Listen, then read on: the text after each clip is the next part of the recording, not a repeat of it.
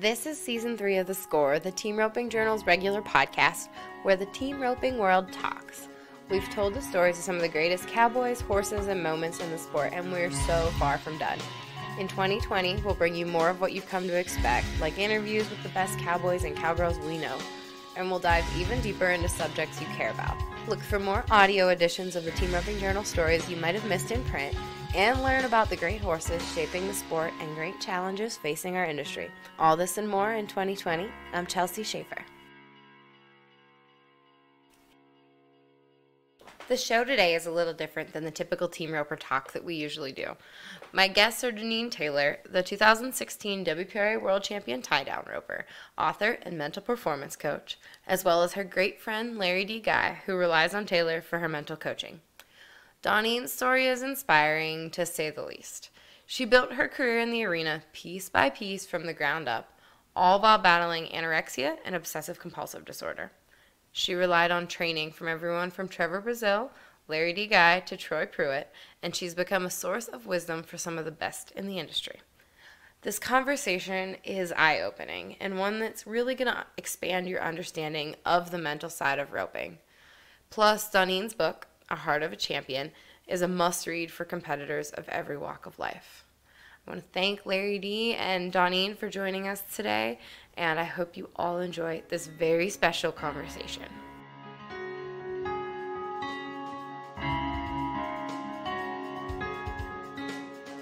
Today's episode is brought to you by Resistol. Before we get started, we want to thank them. You've got to check them out at resistol.com, and we'll tell you more about them on the commercial break.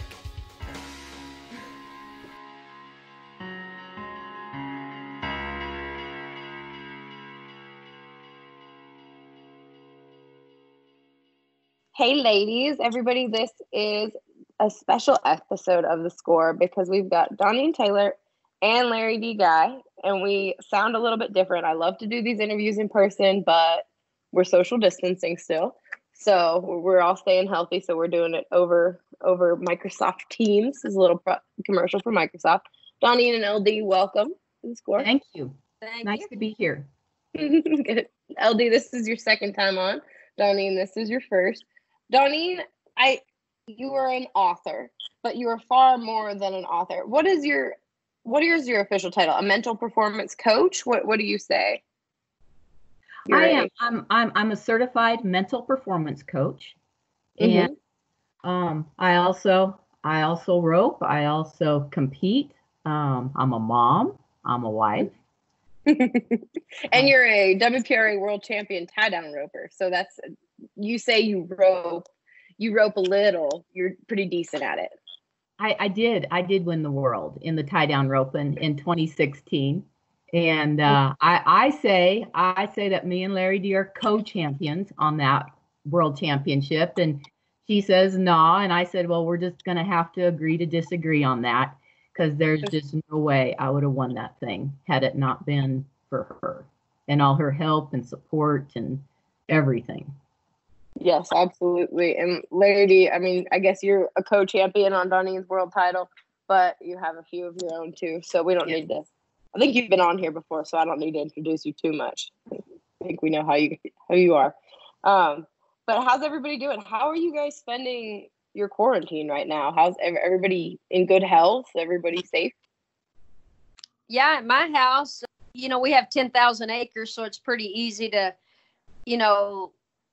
to have social distancing, but I try to take good care of my parents because they're a little older, so I don't have many people, come over. And if anybody does come over, I keep them away from my parents and all that. But it's all we've done around here is rope and ride young horses. Trevor and I bought 10 head of horses, and I've got about 4 of them around here that I've been kind of getting started. So Hope Thompson's here, and she helps me. And I mean, that's really all we do around here is rope and eat. Nothing better than that, huh? Yeah, same here. How about you, Donene? Everybody safe in Wyoming? Yep. We're all doing well here. I live in a little town, less than a couple thousand people, and I've been getting to ride and roping the sled, and I've had an opportunity to work with some very cool coaches that, I wouldn't have had the opportunity to work with because they'd been, around the country or around the world, and now they're at home. And so I've reached out and I've deepened and widened my inner circle. So I've been learning a lot. That's awesome. That's good to hear. I think I've certainly learned a lot too. I've been reading a lot, definitely taking a little bit more time to think things through. So that's why I'm really excited to welcome you to kind of the team roping community that listens to this podcast. So Donene, tell us a little bit about your background. You were a goat tyer growing up, and then you were driven to become a tie down roper. Can you tell me about how and why that trajectory, your life went that way instead of becoming a barrel racer or becoming a breakaway roper? Well, in my book, I write about working with Kelly Tierney. She was married to Paul Tierney at the time. Now, Kelly Word is write about. And gosh, she was really instrumental in helping me, get going. I mean, she showed me how to goat tie, showed me how to rope. And the whole time Paul's there with the college kids. And so, being around that atmosphere was really helpful for me. I really got to see, gosh, what a good work ethic looks like and what a person could do when they had that work ethic. And seeing Paul tie, him and the boys would be down towards the chutes tying, me and Kelly would be down at the end tying goats. And she would reference, back in the day, all right, goats were pretty big. And she would say, this is the way Paul does it. And this is the way Paul does this. And this is how we're tying this goat. And I was, pretty darn good goat tire. And I really like the physicality of it. I like being in shape. I like the physicalness of it. But I really struggled with the roping. I was really bad. For a really long time. And the roping is what grew me. The struggles is what grew me. And I had that goal when I was 14. When I was 14, I had these 5 goals and I wrote them down. And one was to marry Stan, the fella I'm married to now, him. And I wanted to win the world in the tie down roping. And that was it back then. Back then it was the GRA. It wasn't the WPRA. And I wanted to be a coach because Kelly was coaching me. She had a lot of influence on me. And I wanted to write a book because I read Jennifer Haynes' book, and I wanted to run down the alley in the barrel racing. And back then it was in Oklahoma City. It wasn't in Vegas yet, and it was still the GRA. And it all started when I was 14. That's what I wanted to do. I went to college to be a coach. I have a degree in physical education coaching. So, I truly wanted to do all those things. I just didn't know how I was going to get it all done. Yeah. And one of the things that you talk about, you're so vulnerable in your book, and you talk about your OCD and your eating disorder. And I know, Lari Dee, you've told me before how that inspired, how much she overcame inspired you. Donene, can you tell us a little bit about that part of your struggle and how that shaped you today? And Lari Dee, can then you chime in and talk about how that inspired you? Well, OCD, the OCD, I really think that benefits elite athletes, having that compulsiveness to want to train and to strive for excellence. And it is a good thing as long as it doesn't trip you up in life. It doesn't debilitate you. And it truly got to the point where it was very debilitating for me. I was not functioning at all. And it truly was a struggle, but the struggle is where you grow. And I'm really proud of myself for seeking help. And how I sought help, how it started was I had my first kiddo. 1994, I had Hunter. And Hunter was the catalyst for me to go get help. My mom struggled with both as well. I saw it. It was, now they kind of link it a little bit genetically. And and I turned on that gene, I turned it on and I saw her. That's how she worked through a lot of her stress. And gosh, I'm really proud of myself for going and getting the help twice. Absolutely. Lari Dee, did you know that about her? You met Donene at a roping school, right? Yeah, I had known Donene for a really long time, like of her, and seen her at, some of the events, but never had really met her until she called. Well, actually, no, she come to my school. Was it at Billings, Donene? In Cheyenne. At Cheyenne was the first one. Yeah, Yeah. at Cheyenne, Wyoming. And that was kind of the first time that I ever got to hang out and be around her, but she was pretty quiet then. Like we didn't communicate a lot. And she called me and asked if she could come down and get some more help with her roping. And that's kind of when, I got to know her more. And we were actually sitting in my house, and Hope and Meg and everybody had left, and it just kind of came out. Like we were talking, and she kind of told me, what, about the OCD and the anorexia and all that. And I was like, and it was funny. It wasn't funny because I can't believe I said it, but I was like, I knew something was wrong with you. And she laughed at it. And I'm like, who said that?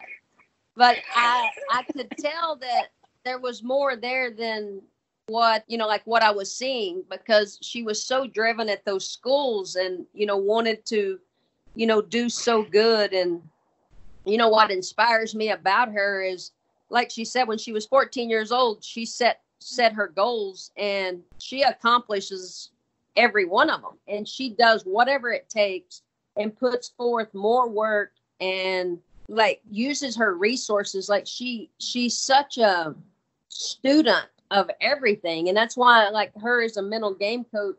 I tell everyone, she's my mental game coach. And I tell everyone that there's not a one out there of all the great ones in the world. She's the best, because no one has studied it and worked at it and had to learn it from ground zero. Most of them are like athletes or something that, always had a great mental game. And Donene didn't have that mental game, and she learned it from the bottom all the way to the top. And I said, no one knows more about it than I feel she does. And yeah, I mean, she just inspires me every day.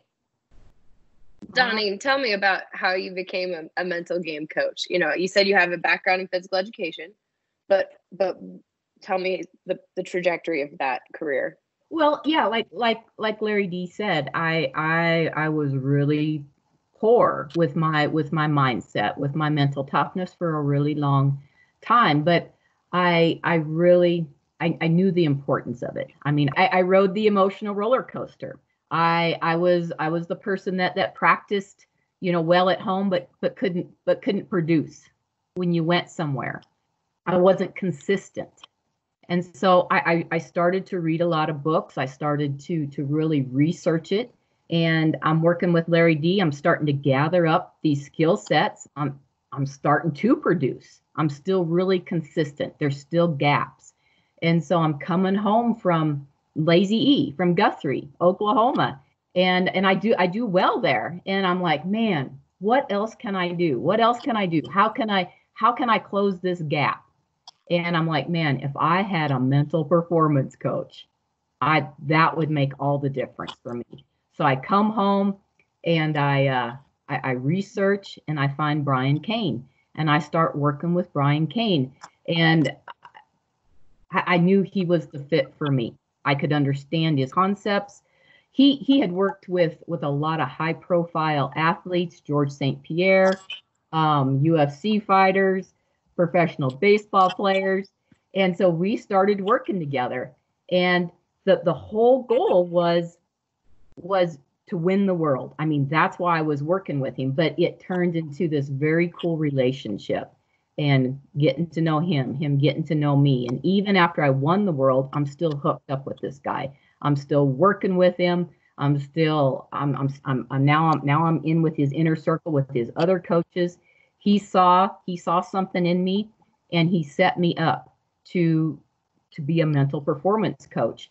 And he put the blocks in place for me. He made me my first poster to put on Facebook.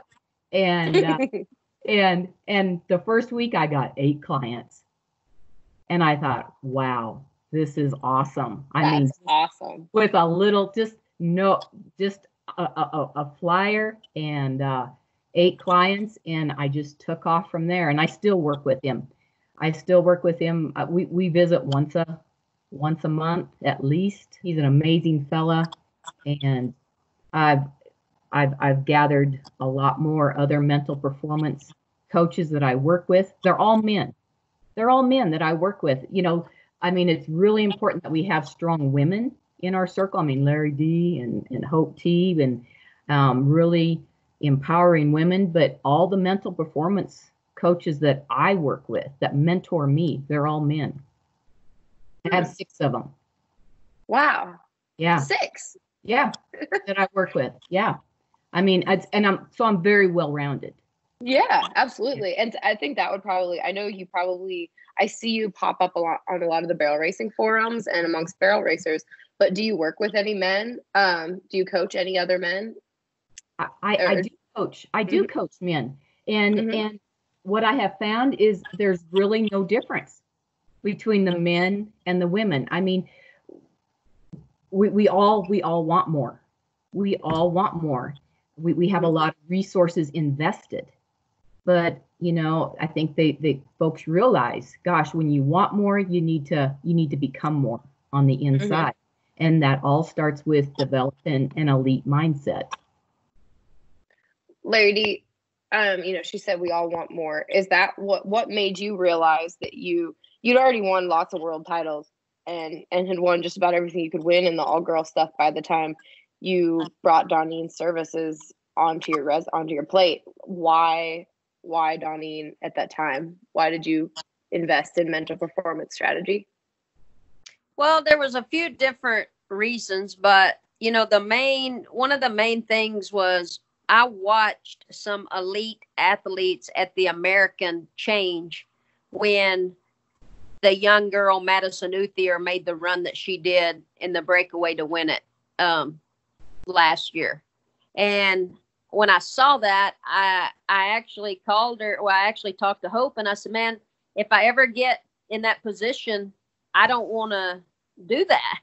So, I mean, I saw some of the greatest ropers do it, and I thought if I got to that point, would I do that? And I said, I want to, regroup and learn more about my mental game, because when I watched Donene Taylor win the world, she had a huge opportunity to do that, and she didn't. I mean, her mental game was so strong, and she did win the world. And how she did it was obviously with her roping ability, but it was her mindset that I felt like set it apart. So I wanted my mind and my mental game to be like hers. And so I wanted to learn what she could teach me, and she hasn't taught me enough yet. I mean, I still want to learn more and more. And, between Hope and I at my house, we talk to her probably every other day, probably somehow or another. But I feel that anybody that wants to learn anything and get any more out of the mental game, they need to use her, because I feel there's nobody in the world that knows more about it than she does. And I remember years ago when you started the Rope Like a Girl campaign, you told me, you're like, you got to see, there's this lady and she's got our signs of our sayings up in her tack room. You should see it. Donene, what did Rope Like a Girl, like that whole concept, was that something that obviously you were into it back then, or are you still, what does it mean to you? Oh man, yeah, I'm into it. I mean, Lari Dee, I mean, I love Lari Dee. She changed my life. And what Lari Dee did for me was she helped me find my voice. She helped me find my voice. And I think as women, when we truly find our voice, it really helps to quiet our mind. We stop comparing. We stop trying to judge, with others and judging ourselves. And she also empowered me, to follow my intuition, to trust myself, that I am very capable of doing things that, even though I may be scared, I can still do them. I just need to step in. And gosh, rope like a girl. Yeah, it's all very it's empowerment for me. That's truly what it means. That's what it's done for me. And then she takes it up a notch, and the empowerment turned into impactment, where I get to impact others with my story. She encouraged me to share my story. She's like, wow, your story, it's good. I think people could really benefit from it. And I would not have followed through with that had I not had that belief from Lari Dee. Mm-hmm.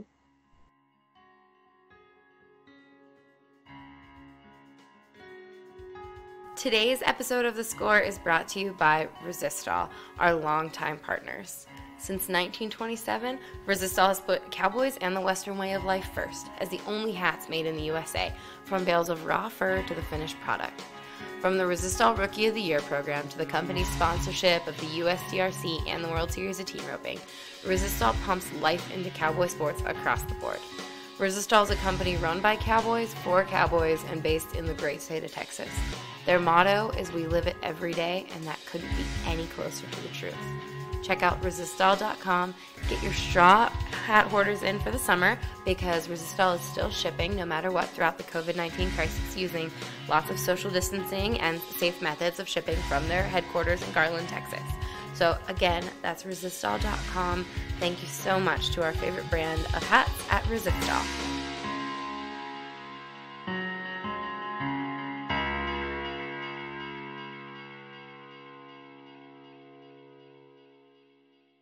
Yeah. You and I were talking before the call just a little bit about commitment. And I said, I see so many team ropers say, man, I just need to take a break, like maybe go cowboy for a while, or I just need to take a break. You talk about in your book making that 3-year contract with yourself where there weren't breaks. You weren't taking breaks. You were committed for 3 years on a contract. Talk about commitment and how maybe breaks or taking a break can be a fallacy. Those are the things that get you going. Those are the things that get your motor going, get you inspired. But it is that commitment that really helps you to develop that discipline, that focus, that determination, that perseverance that you need. And the type of commitment that I'm talking about is, no matter what, no matter the struggles, the obstacles, the challenges, the adversity, the mistakes you make, no matter the adversity, you're gonna do whatever it takes. You're gonna do whatever it takes. And the 3 years, when I set up my 3-year contract, I really didn't know, the science behind 3 years, but there is research, there's science behind like 3 and 5 years. And the reason that you pick like 3 years or 5 years is because it gives you time to get that progress, to see how far you've come. Where, a lot of folks, they set those goals for a year, and then when they don't accomplish them, then they think all is lost. I didn't accomplish the goal. And all you need to do is just roll that timeline. Just roll the timeline ahead. And when you give yourself that 3 years, it gives you time to struggle, to have growth. It gives you time to work the process. And it actually took me 5 years from that time that I set the 3-year contract. I renegotiated it twice, 1 year at a time. I thought 2015, here we go. I'm telling Lari Dee, we're going to seal the deal. Here we go. And man, I just wasn't there yet. I had a lot, and thank goodness, because I met Brian Kane. I got to work with some more folks that Lari Dee put me in contact with. Thank goodness I didn't accomplish it in 2015. There wouldn't have been a book. Life is happening with us. Life isn't happening against us. It's happening with us. It's happening for us. Yeah. And even right now, Lari Dee makes fun of me because I'm like I know nothing about money, don't know how to manage money, I don't have any money, so it doesn't even matter. But right now, I feel like there's a lot of people where they could find there's reasons not to succeed or reasons not to there's going to be a lot of economic struggles holding people back in the times that we're in right now. What's your advice for economic struggles and for pushing through those sorts of things? Because man, that can be, we're in unique times right now. Yeah. In the struggle, I mean, that's where we grow. I think I've said it a lot. I mean, that truly is where we grow, is in the struggle. And just not that far long ago, I mean, into 2017, all of 2018, while I'm writing the book, my husband and I, we go through it's tough economically. It's tough. But I'll tell you what we did. I mean, we stayed focused on the things that we could control. We stayed focused on the things we could control. We stayed focused on knowing this situation, it's temporary. All situations are temporary. And we knew there's hope. Things are gonna get better. We would speak it, man. Things are gonna get better. It's okay. We're gonna keep working, keep moving ahead. I'll tell you, there was no blaming, no complaining, and no being defensive. We owned it.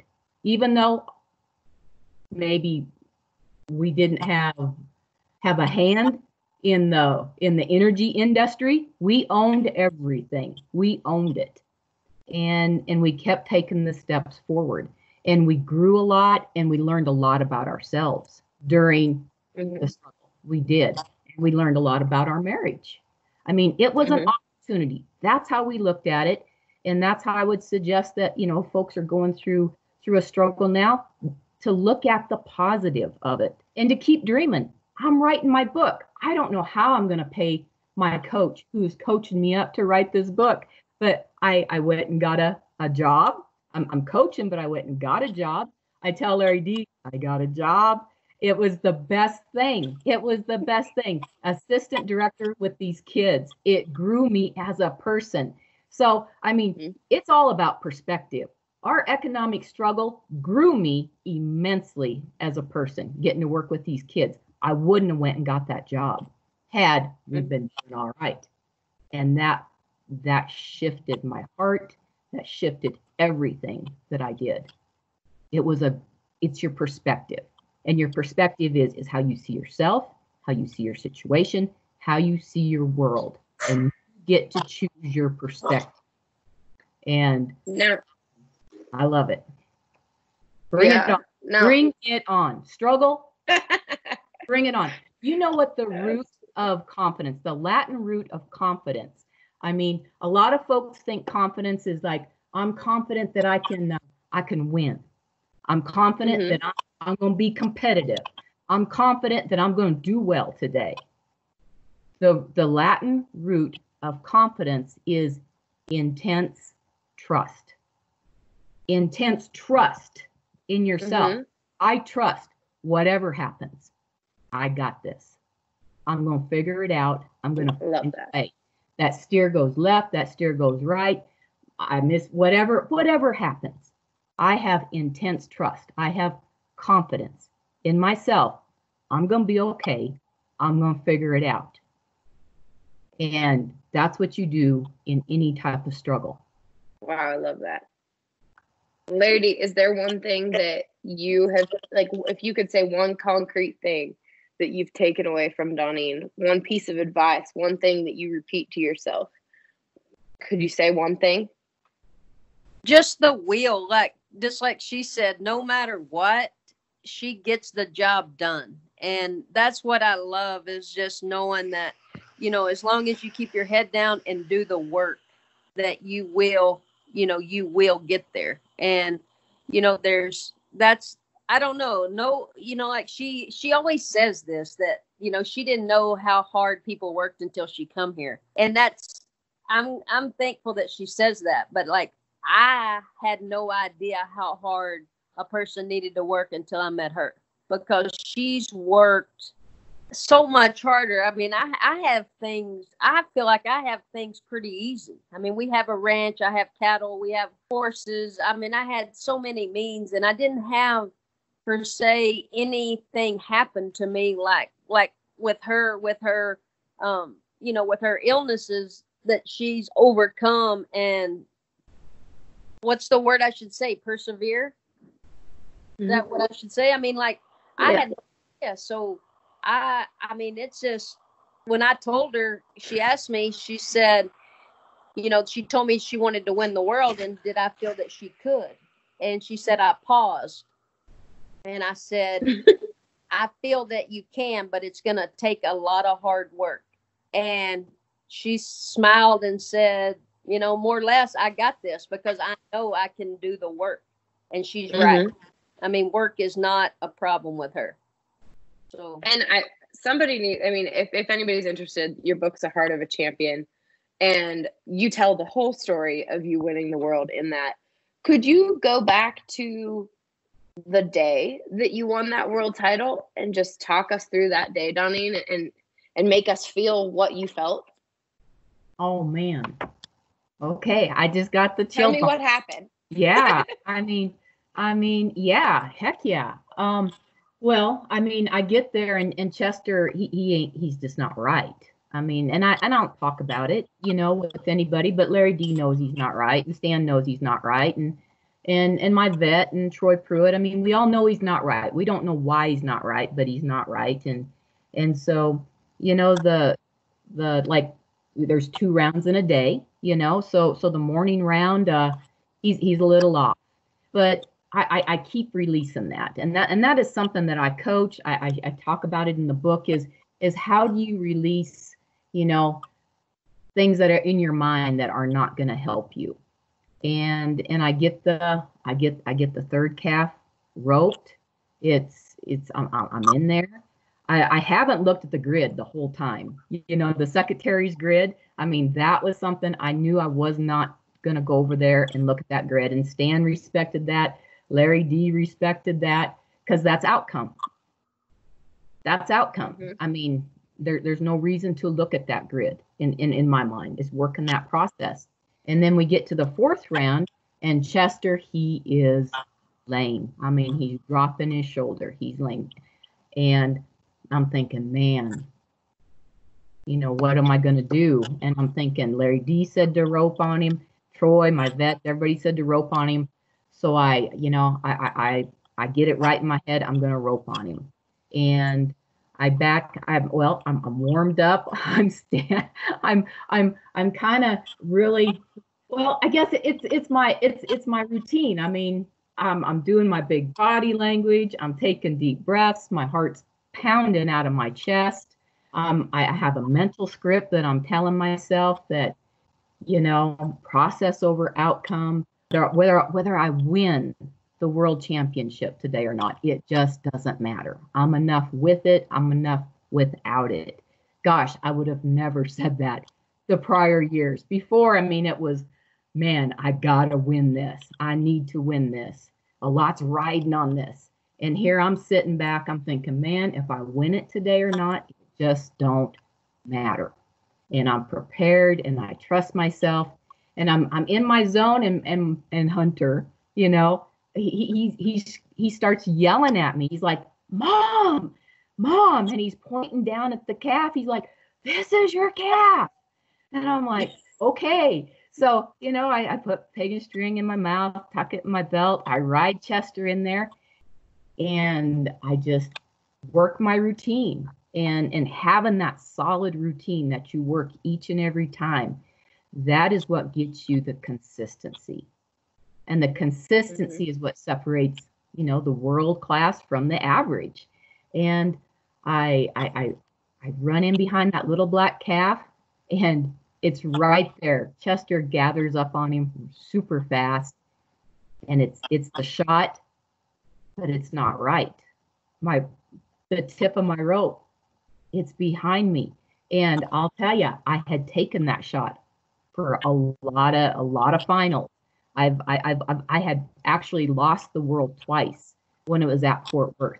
Thank goodness, because I took that shot with that tip being behind me.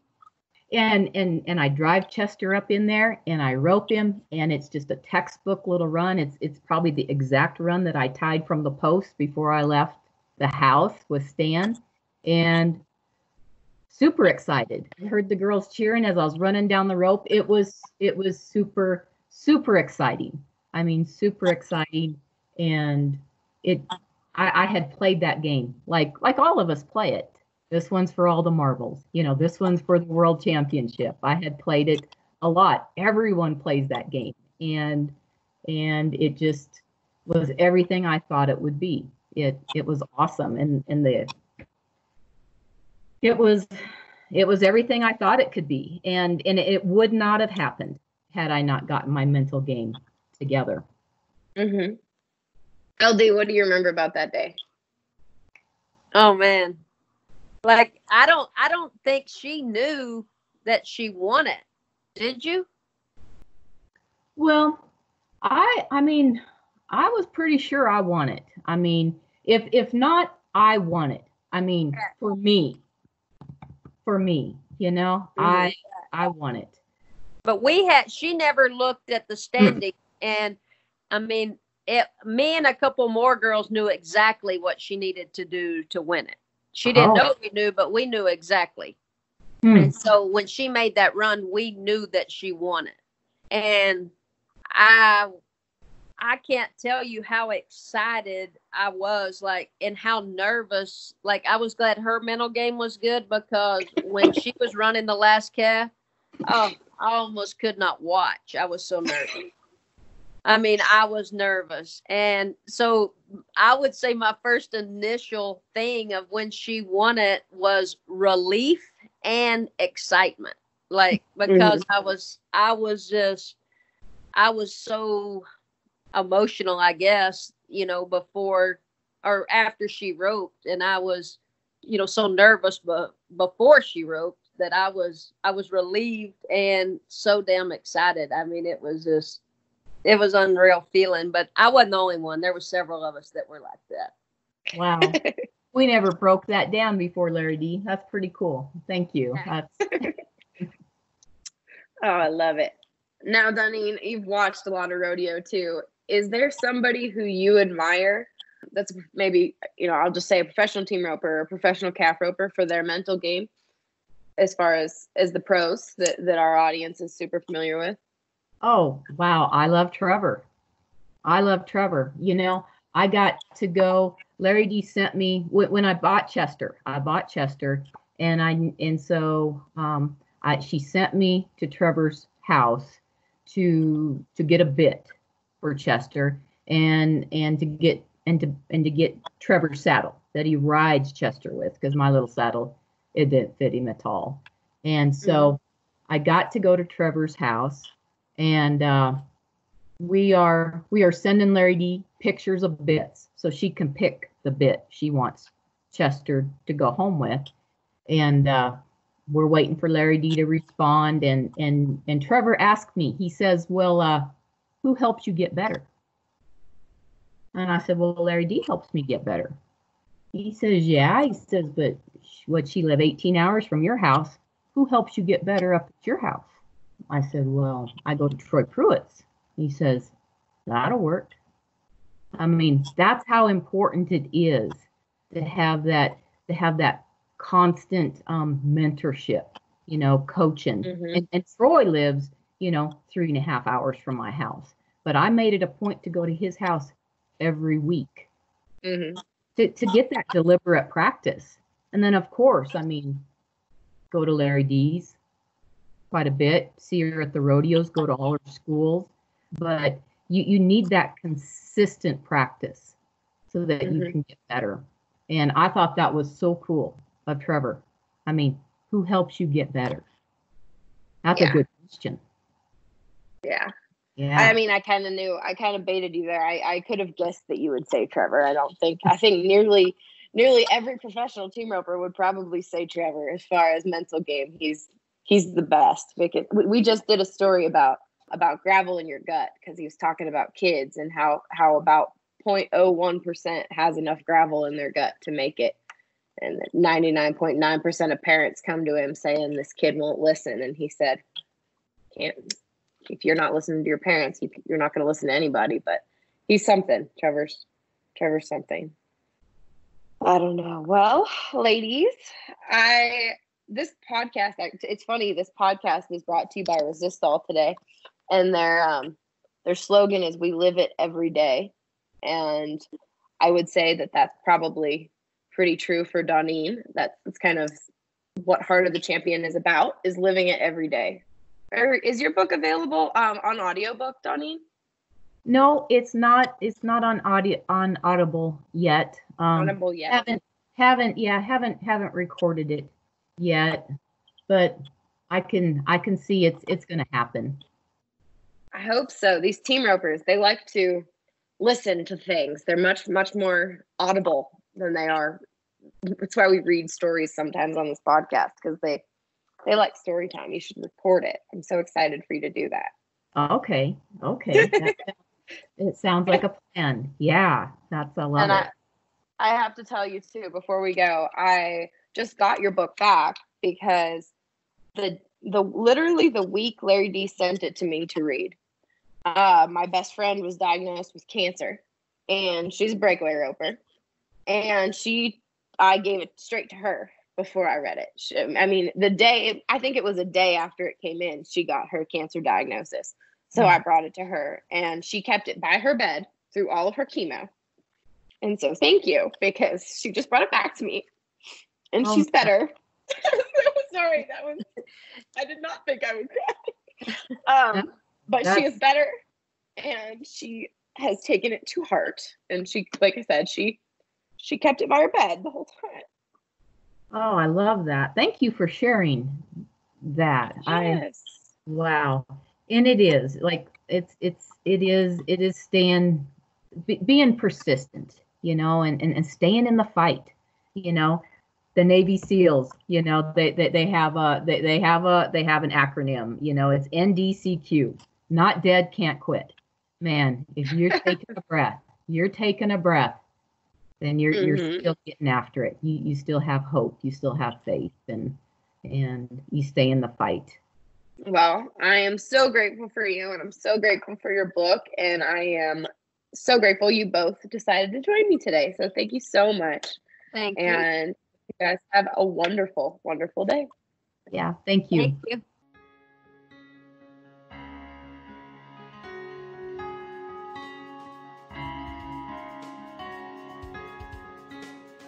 Thanks again to Resistol for bringing us this episode of The Score. Thank you to Lari Dee and Donene for their time today, and thank you to Resistol. We live it every day is their motto, and that couldn't be any closer to the truth. Thank you all so much. Check it out, resistol.com.